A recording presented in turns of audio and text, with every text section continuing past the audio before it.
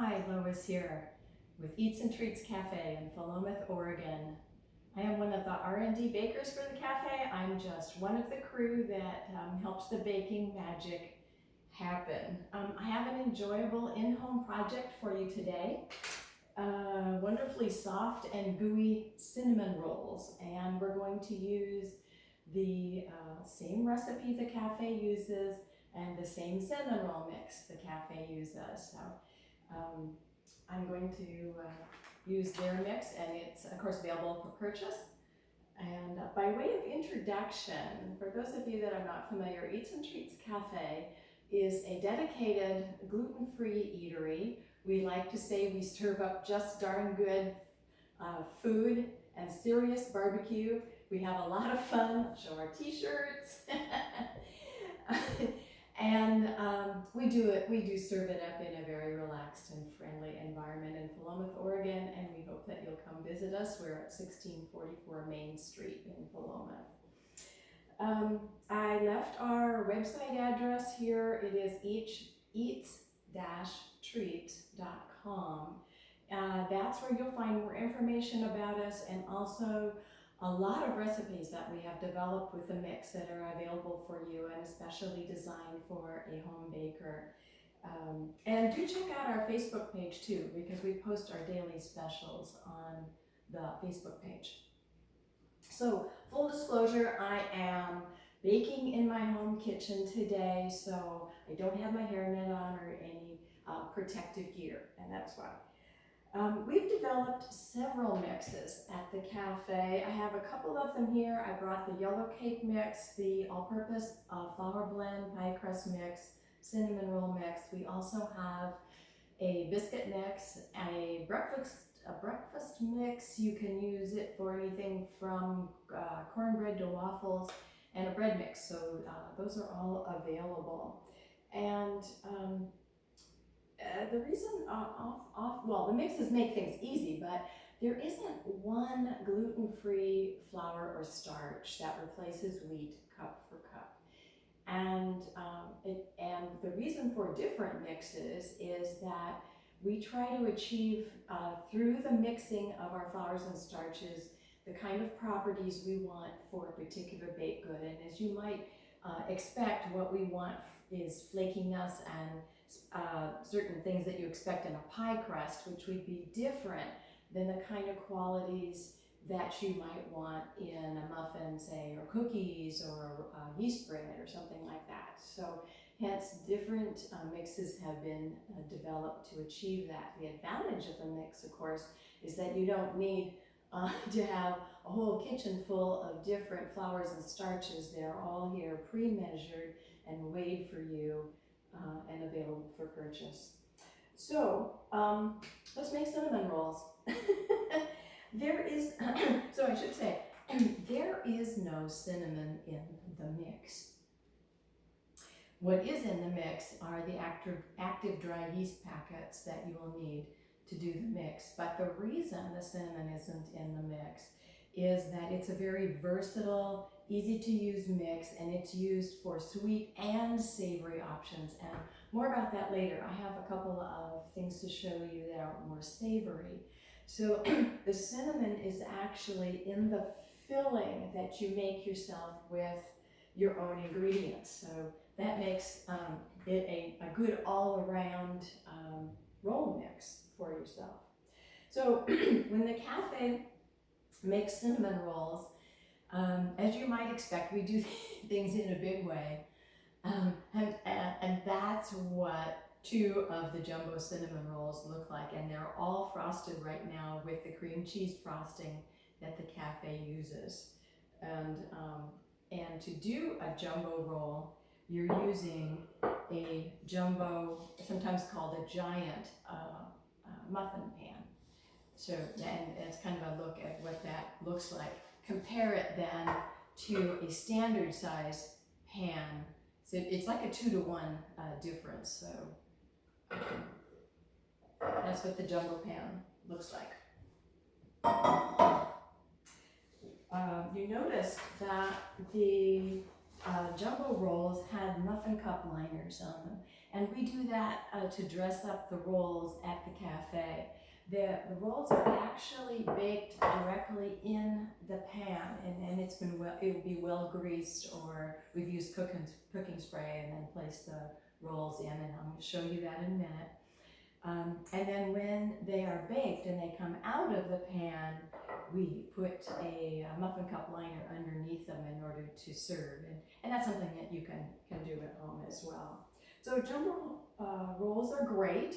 We know also that sometimes home bakers prefer to make a smaller roll, and so that's what I would like to show you, is how to use the mix to make a standard size roll. The recipe is on the back of the package, and a more expanded recipe with tips and tricks is on the website, and so I encourage you to take a look at that. But briefly, just for today, when we're seeing this with each other, let me tell you that the dough itself, in addition to the mix and the yeast packets that are in the mix, you will need 1.5 cups of milk, 3 eggs, 6 tablespoons of butter, and 2 teaspoons of apple cider vinegar. For those of you that like to bake dairy-free, just substitute the milk with the dairy-free milk of your choice, and the butter with the dairy-free margarine of your choice. Works great. That's what we do at the cafe as well when we have an order for dairy-free rolls. For the cinnamon sugar filling, you're going to use 1.5 cups of brown sugar and 1/4 cup of cinnamon. So that's what that is. You also will need a little bit of softened butter. It could even be melted. And for those of you dairy-free, again, could be margarine. You could even use oil on that. So let's talk a little bit about the pans.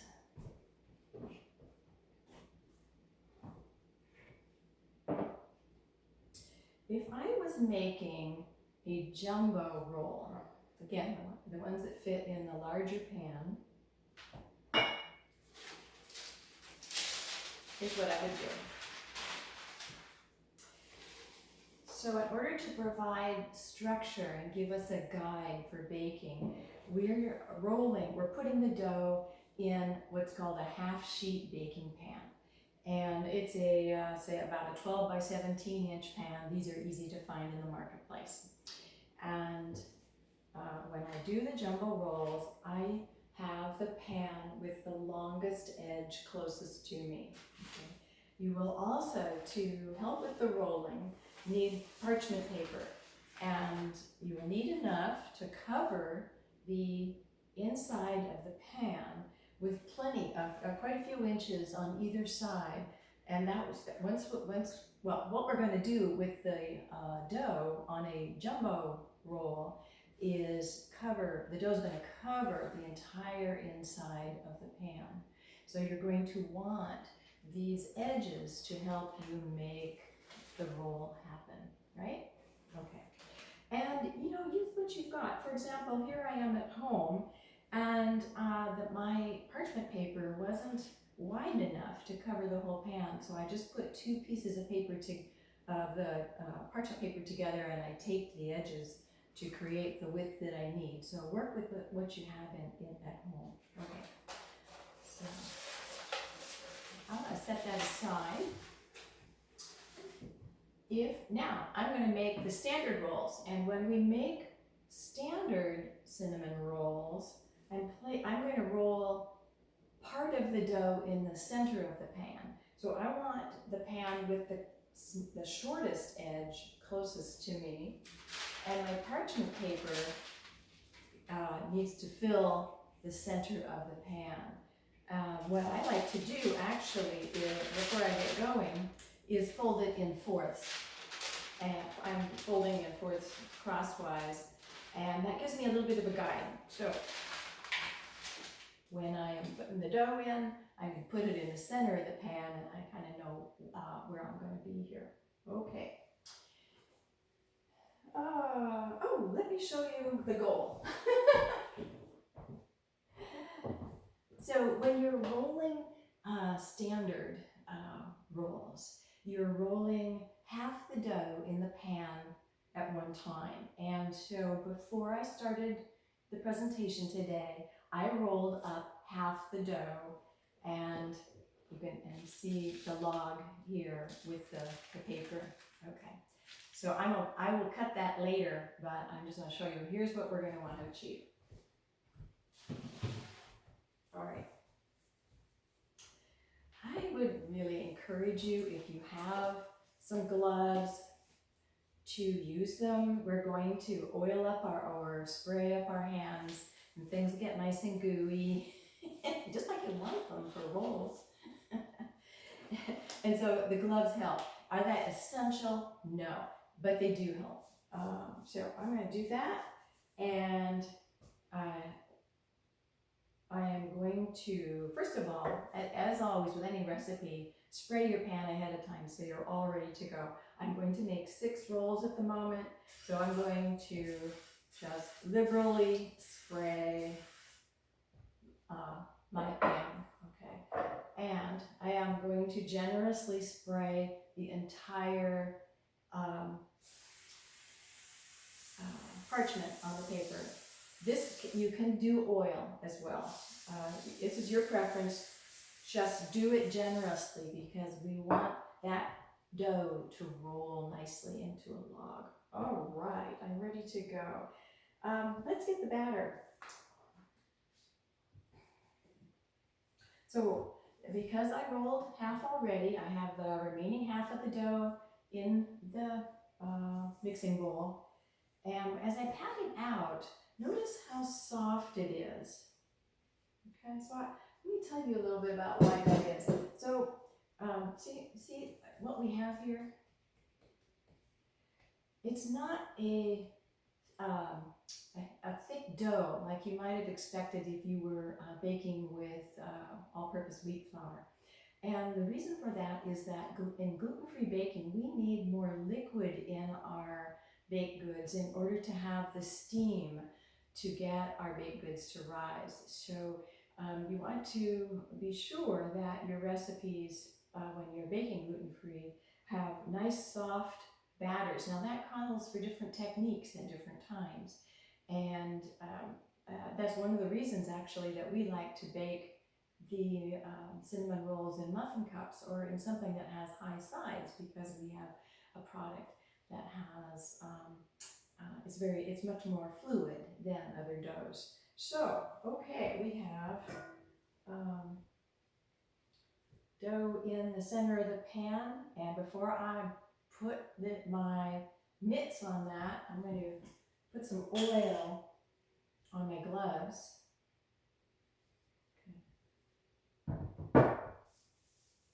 And I pat out the dough into the center of the pan. I'm using, there's nothing fancy about this, all right? But I'm going out to my edges, maybe just a little bit in from the edges, because as I roll it, the roll is going to want to expand anyway. So I'm coming out barely to the edges, and so we have something that's about 11 inches here long and about 8 inches wide, or length, width, whatever. Okay, and I'm patting that up evenly. Okay, I'm not worrying so much about absolute precision. I'm just sort of getting it even in the pan. And here's where I'm going to put my softened butter on top. And spread. Okay, so that everybody gets great tasting filling. Okay, filling.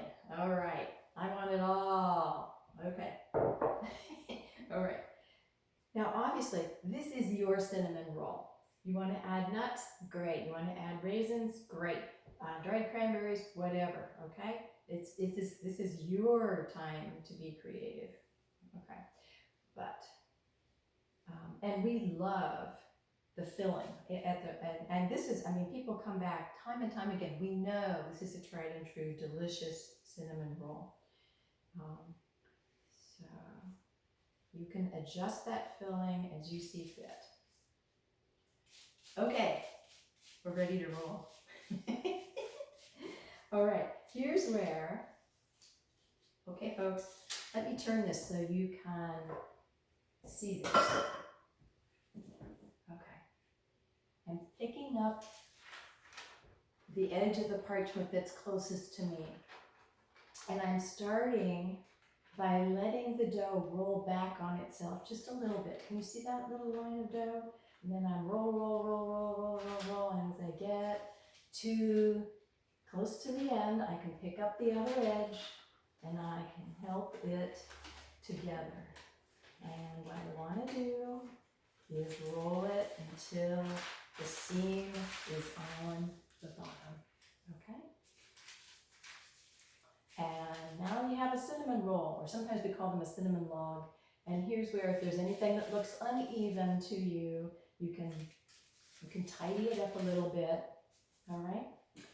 And that's going to, so actually the question is, can I cut it now? And the answer is yes, but it's pretty soft. So we often encourage people to put this in the freezer for say 20, 30 minutes and let it firm up, and then you will be able to slice the roll much more nicely. But if you wanted to, I mean, you could. Hey, you know, if it flops in the pan, it's going to be just as tasty as once you put frosting on it. You know, who's going to know? So it's really up to you.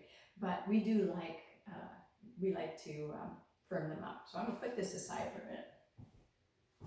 minute and bring out the one that I made earlier that has been in the freezer for a few minutes. Okay. Softer doughs, I talked about pan sizes. You can certainly do this, and while I'm going to put this dough into a muffin cup pan, absolutely, if you like to do sticky buns, or you want to make your dough, your rolls into a 8 or a 9-inch square baking pan, a 9 by 13, a round cake pan, all of these work. We also have customers that like to make, particularly when they're making savory options, but they can do this with cinnamon rolls too, is they cut them even thinner to make a thinner roll, and they spread them out over a larger pan. So all of these types of variations are absolutely possible, and just use what you have in the house, you know, because you probably have some pans that would work beautifully and without having to go out and buy something.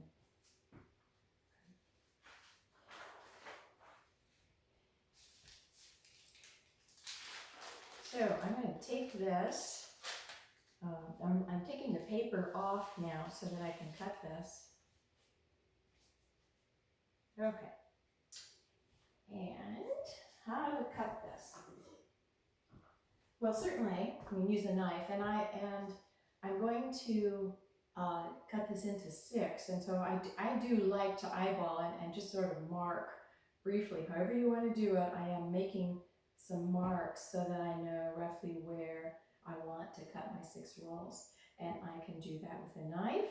And one of the tricks we like to do at the cafe for sure is to spray the knife with cooking spray before I do that, and then I can just come down through the roll, and sometimes I can pick it straight up, and sometimes I use a spatula and the roll goes straight into the little muffin cup. The other option, and some people enjoy doing this, is dental floss, and they take a strip of it and they come underneath the roll and up, and there you go. They have a cinnamon roll, and into the pan it goes. Okay, and I'm going to just continue cutting my rolls.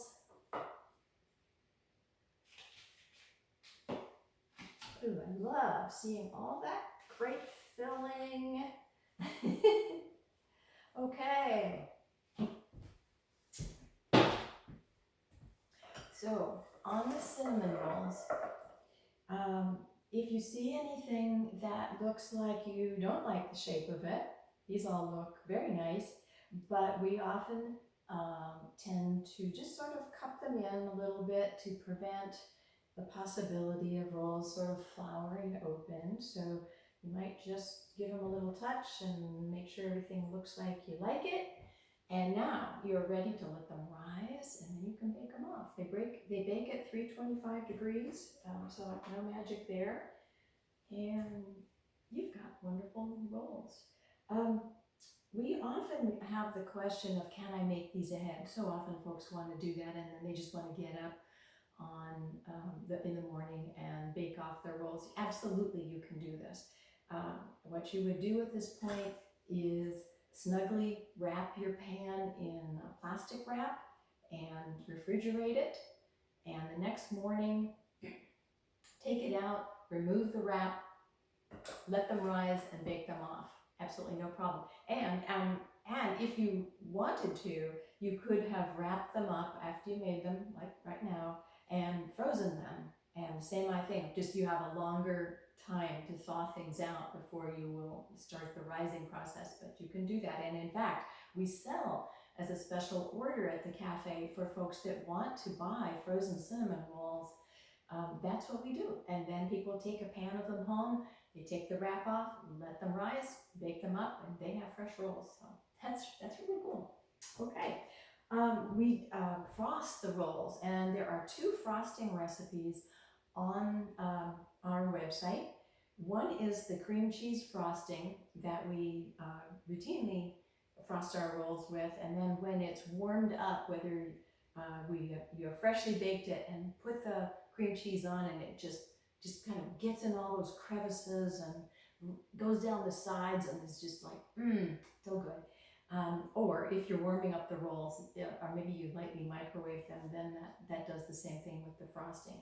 For the dairy-free crowd, or if you prefer, we have a frosting on the website with the roll recipe that uses coconut milk instead, and it is a really nice frosting and drizzle, and same idea. So either one, or of course you may have your own frosting recipe that you prefer. Or maybe you're doing maple sticky buns or something like that, where you have put the rolls into a pan that has the all the caramelized goodness at the bottom of the pan, and you're going to invert it when it's all done and let that all cascade down the rolls. So that's possible too. Let me show you some savory options that you can do. And I'm going to trade my gloves for something clean that doesn't have cinnamon on it. Okay.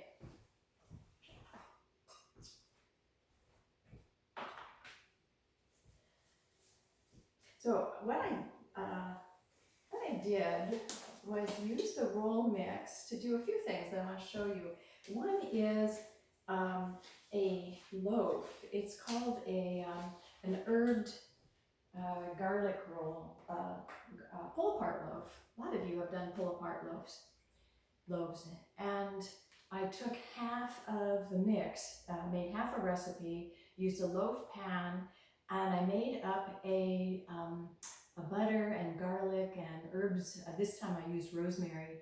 I made a garlic butter basically, and then I took tablespoons of the dough, rolled it in the butter, and I plopped them in the loaf pan. And I just kept doing that till I was out of everything. You know, all my dough was used up, and let it rise and baked it off. I can pull apart the loaf. I could slice it. And it really makes a nice presentation, and it's great with dinner, you know, or supper. Or I think I'll have spaghetti tonight with that. Okay, another thing you can do, again, these recipes are out on the website. I made up ahead, I'm using the roll mix, pigs in a blanket, and I realized that these little goodies might not be too easy to see, but I've wrapped the dough around a little smoky, and also these are nice little appetizers or snacks. I have some filling inside a little stuffed bun. So those are the stuffed buns. I'll just let me show you just a minute on how to do those. And it's not hard. You need a baking pan to work on. And for the pigs in the blanket, what I have is I made up a little extra dough, so that's what's in here. The pigs in the blanket dough, you can use actually as much dough as you want, but I'm just going to take a teaspoon of dough and, okay, oil my gloves or spray my gloves, right? Okay, I'm going to put my dough into the palm of my hand, and I'm just patting it or rolling it into a little rectangle. It's like the size of my largest finger in a way, a couple inches, you know, enough to get around a little smoky. Okay, so I created something about the size of my finger. I'm putting a little smoky in the middle, and then I'm carefully wrapping the dough around it, kind of sealing it at the edge, and it's going on the sheet. Okay, I realize that's perhaps a touch hard to see, but you get the idea. And again, you can use as much dough. Some people like to have their pigs wrapped in more dough than others, so that works. And also, let's do the stuffed bun, which is, oh, it's more like a tablespoon and a half of dough. Again, it's up to you on what you want to use the dough for. Your imagination really can go wild on this, but I'm patting it out in the palm of my hand. Okay, so that I have it's kind of like making a little pizza in your hand. And I can put, before, when I got started, I just made up a little bit of sausage and cheese filling. I'm going to gently sort of wrap the dough around it in the palm of my hand. This is kind of where the hand works nicely for this until I can pinch off the bottom a little bit, and then onto the baking pan. Okay, I let those rise, bake them off. They don't take long. And that's it. That's kind of, both of those are kind of fun kid projects too, so that makes it a lot of fun. Okay. Other recipes that we have out there, just to give you an idea of what's available. We did post our maple pecan sticky bun recipe. Okay. And oh, the cinnamon sugar monkey bread is out there, and Hawaiian sweet rolls. A lot of people have asked for that. Like, how do I recreate those soft rolls?